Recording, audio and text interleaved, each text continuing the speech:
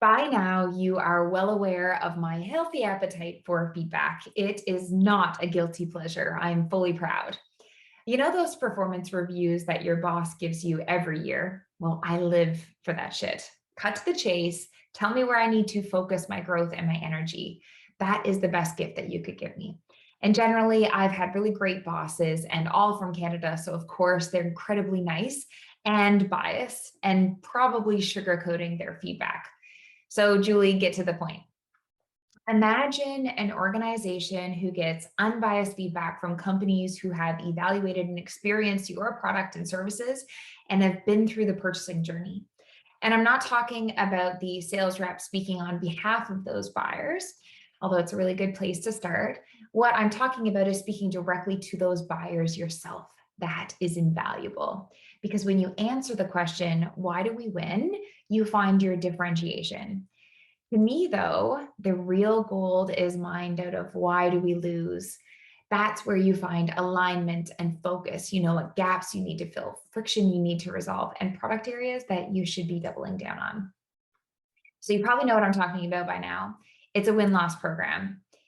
We just kickstarted our program here at InterHive in the summer, so it's pretty early in its maturation, but already we're reaping the benefits across the organization from sales enablement to product to marketing to sales ops and leadership alike. So what's the structure like? Okay. Whenever starting new programs, in my experience, it's really best to start small and then expand out from there. So we started the win-loss program pilot with our sights set on late stage lost opportunity qualitative interviews for two reasons. The first being we anticipated this layer to be the most difficult to nail and the most costly aspect of the program. So why not face it head on? And number two, we really didn't have a good pulse on why we lost in detail. We had a lot of assumptions. So we thought that we'd learn the most with this avenue. Spoiler alert, we actually did. We were certainly right in that assumption. So keep in mind, getting time with a very small fraction of your lost buyers requires a full conditioning cadence. So think of it like prospecting to someone who already said no to you with up to 4 touch points using various channels. And this is why it almost always needs an incentive. You see the cost rising. And on top of that, we outsource the majority of this program to a third party. Second layer, and then we're in the midst of rolling this out right now, and it's an automated survey for those early stage loss opportunities. For us, this was stage 0 and stage 1, and we'll send them 5 questions focused around the trigger event, their evaluation process, points of frustration along the way, any competitive or alternative deal breakers, and advice that they'd give us. Now, obviously, every company has different questions that they need to answer, but we feel like this gives us a little sprinkle of everything from sales marketing to product. And third thing I wanted to mention, qualitative interviews for one opportunities is where we're headed next. So otherwise known as new customers. We're in the midst of implementing this now, but it will be handled by our customer evangelist, and it's part of a larger welcome strategy, but also gives us that flip side of the coin and helps us develop the beginnings of a customer story. So all kinds of wins in there. So those are the 3 layers. Now it's time for my top 5 learnings and tips thus far. So number 1, start by determining the objectives of the program. Are there marketing gaps? Do you have poor experience throughout the sales process? Is there a lack of information? Does the product need work? This will help you shape the line of questioning and decipher who you want to glean insights from. Maybe it's a vertical, a geo, company size, potentially a compelling event, or maybe the product solution that they were evaluating. Then you need to determine the who, and it means a couple of things. So internally, it means that you've got to craft yourself a RACI matrix. Who's responsible, accountable, consulted, and informed? Who is going to gather the required data? Who will write the conditioning drip? Who will send gifts? Who will interview? Who will report back their findings? Who needs to hear the findings? The ace up our sleeve has been our consultant, and please reach out if you want me to put you in contact because she's great.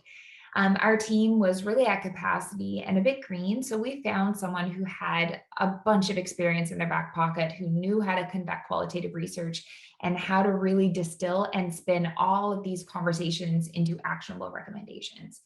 And the best part about outsourcing is that they are totally unbiased. So customers or lost prospects really feel like they can let their guard down when they're talking to them. And it likely goes without saying, but the people who are conducting these interviews are a conduit to your brand. So they need to be professional, reliable, know your space and what you do at a high level. Another hidden strength to look for is someone who's able to quickly get people's guard down. So people feel really comfortable opening up and sharing their dirty laundry in a short period of time. The next who is external. Who do you want to interview? So reference back to your goals to determine this. We started with a really broad scope. So once we nail that down, we'll create cohorts of focus areas, like, for example, new verticals that we're trying to break into. Before interviewing, compile contact details, of course.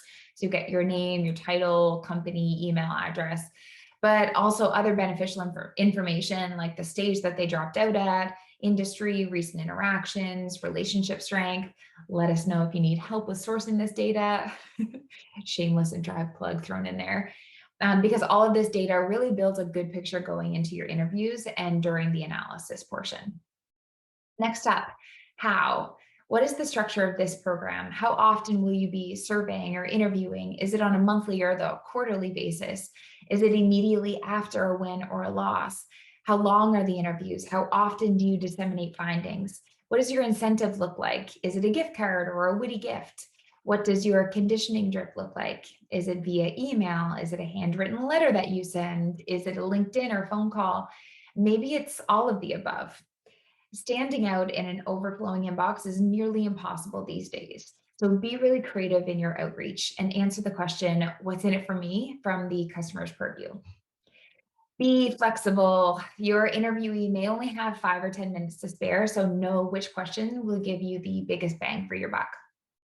And last but not least, don't forget to analyze and share your findings. A whole bunch of data points are really useless. Information's got to be translated into insights and recommendations. What are those trends that keep popping up? Are they tied to certain types of customers?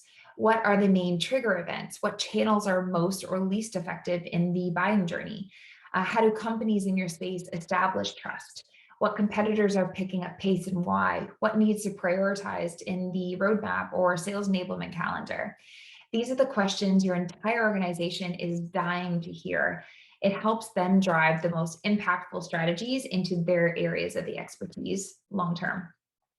So one more tip for good measure, start small. Try it out on a handful of closed opportunities and see what happens. And be sure to look me up if you have any questions. I am always here to help a fellow product marketer.